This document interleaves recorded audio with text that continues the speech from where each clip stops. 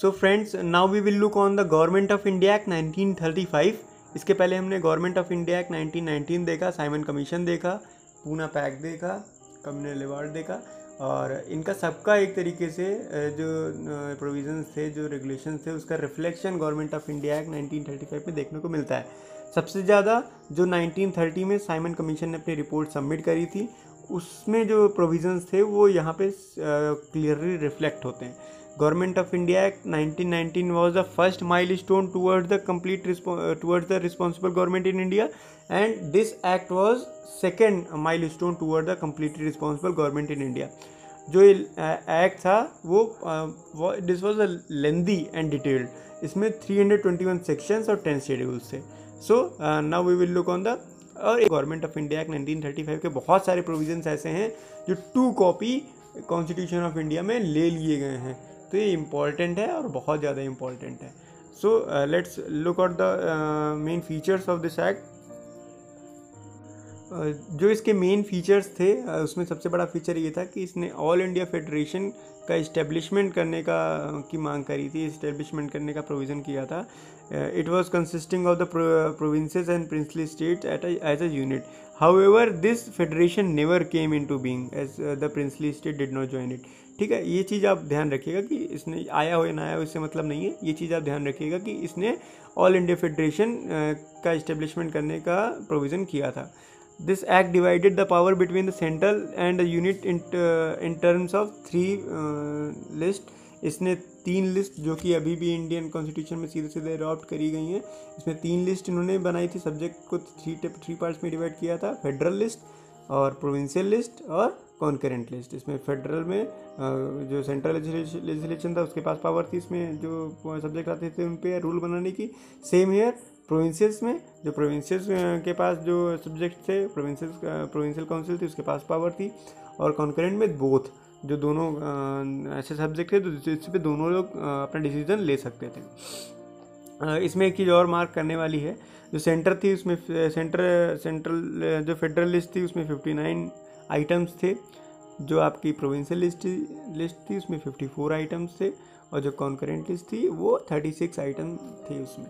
ये चीज़ आप एक बार रिमाइंड कर लीजिएगा, क्योंकि ये क्वेश्चन MCQ में भी आ सकता है और आपको याद भी रखना चाहिए, क्योंकि एज इट इज़ उठा के रखा गया हमारे कॉन्स्टिट्यूशन में। जो रेसिड्यूरी पावर्स थी, जैसे कि अभी प्रेसिडेंट के पास रहती हैं, गवर्नर के पास रहती हैं, वो जो रेसिड्यूरी पावर्स हैं वो वाइसरॉय के पास सेव कर दी गई थी। It abolished the diarchy at the provinces and it introduced the provincial autonomy in its place। इसने जो डायरकी थी प्रोविंसेस में जो 1919 में इस्टेब्लिश हुई थी उसको हटा दिया और क्या किया, जो प्रोविंसेस थे उनको प्रोविंशियल ऑटोनॉमी दे दी। तो ये डायरकी जो थी इन्होंने कहाँ पे इस्टेब्लिश करी, इन्होंने सेंट्रल में इस्टेब्लिश करी। इन्होंने सेंट्रल में इसको इस्टेब्लिश करके रिजर्व और ट्रांसफर सब्जेक्ट डिवाइड कर दिए। So we will look here. The act introduced the responsible government in provinces, that is, governor was required to act with the advice of the minister responsible to the provincial legislature. This came in effect in 1937 and discontinued in 1939। ये चीज़ आपको ध्यान रखनी है। It provided for the adoption of diarchy at the central. Consequently, the federal subjects were divided into reserved subjects and transferred subjects। इसके पहले मैंने अभी आपको बताया, इसने डायरकी वहाँ प्रोविंसेस में ख़त्म कर दी, लेकिन central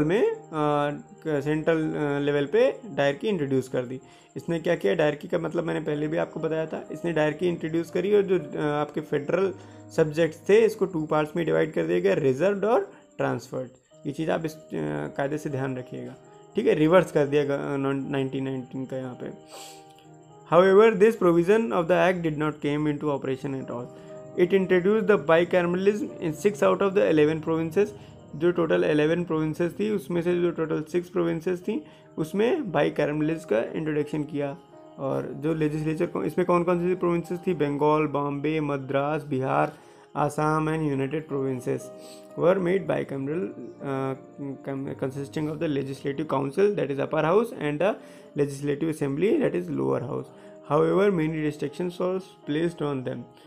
Okay, the principle of the communal representation by providing it, इसने जो कम्युनल रिप्रेजेंटेशन था उसको और एक्सटेंड कर दिया गया, जो सेपरेट इलेक्टोरेट था शेड्यूल कास्ट, वुमेन और लेबर्स के लिए भी बढ़ा दिया गया, एक्सटेंड कर दिया गया। It abolish the Council of India establish by the Government of India Act 1858। ये पॉइंट आप याद रखिएगा।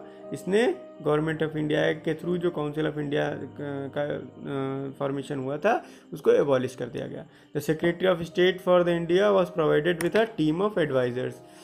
It extended the franchise about 10% of the total population got the voting rights. यहाँ पे इन्होंने एक तरीके से जो वोटिंग राइट्स थे उसको और एक्सटेंड कर दिया था।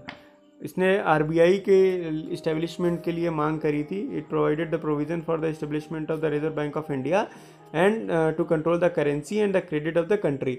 और ये जो मांग थी इसकी फुलफिल भी होती है। It provided for the establishment of not only the federal public service commission but also a provincial public service commission and joint public service commission for 2 or more provinces. It provided for the establishment of a federal court which was set up in 1937. So these were the most important points which you should remember in Government of India Act 1935 और hope ये आपको अच्छे से समझ में आया होगा। So